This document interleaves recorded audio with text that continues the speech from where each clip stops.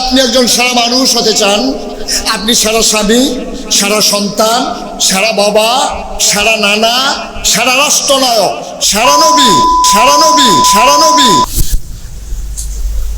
অনেক আলোচক আলোচনা করে না, কথা বলেন।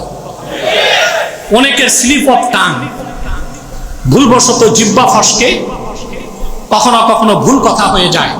সেই ভুল কথাটা কখনো কখনো কুফর পর্যন্ত চলে যায়। একজন আলোচক এখানে বক্তব্য রাখতে যে ভুলে বলে ফেলেছিল, যদি সেরা রাষ্ট্রনায়ক হতে চান, সেরা বাবা হতে চান, সেরা নবী হতে চান, নাউজুবিল্লাহ, তাহলে আল্লাহর হাবিবের আদর্শের অনুসরণ করতে হবে। এটা ভুলবশত মুখ ফসকে সে বলে ফেলেছে।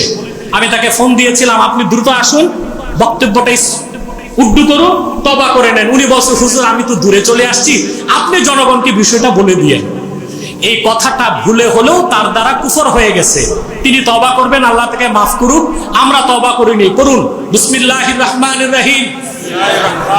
লা ইলাহা ইল্লাল্লাহু মুহাম্মাদুর রাসূলুল্লাহ সাল্লাল্লাহু আলাইহি ওয়াসাল্লাম। বিসমিল্লাহির রহমানির রহিম। আশহাদু আল্লা ইলাহা ইল্লাল্লাহু ওয়া আশহাদু আন্না মুহাম্মাদান আবদুহু ওয়া রাসূলুহু সাল্লাল্লাহু আলাইহি ওয়াসাল্লাম। আমাদের আগের পরের ছোট বড় সকল প্রকার শিরক, কুফর, নিফাক, কবিরা সগীরা গুনাহ থেকে আল্লাহ আমাদের মাফ করুক। করুন আস্তাগফিরুল্লাহ রাব্বি মিন কুল্লি যামবি ওয়া আতুবু ইলাইহি। অনেকে আমাকে অপবাদ দেয়, আব্বাসী সাহেব কথায় কথায় কাফের বলে।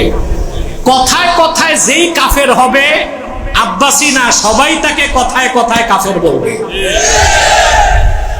ডাক্তার বলার কারণে রোগীর ক্যান্সার হয় না, ক্যান্সার হওয়ার কারণে ডাক্তার বলে ক্যান্সার হয়েছে?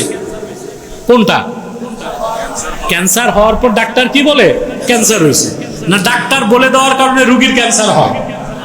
তা আমরা ভারসাম্যহীন বক্তব্য দিয়ে কথা বলে কুফর করি, তখনই তো কাফের বলতে হয়। এই ক্ষেত্রে তো ছাড় দেবার কিচ্ছু নাই, কারণ আকীদা ও ঈমানের ক্ষেত্রে আমাদের অবস্থান হতে হবে জিরো টলারেন্স।